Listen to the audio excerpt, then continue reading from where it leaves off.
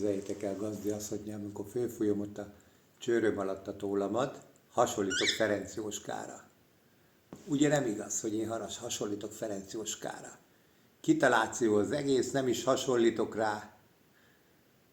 Én egy nagyon szép kis papagáj vagyok.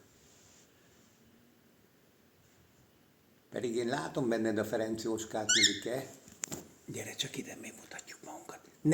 Nem akarom. Ne beszélj butaságokat.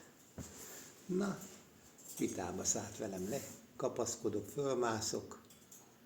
Bizony. Gyere, mutasd magad, jössz ide? Nem mindig van ám nekem ahhoz kedvem. Majd én azt eldöntöm. Hogy nekem mihez van kedvem.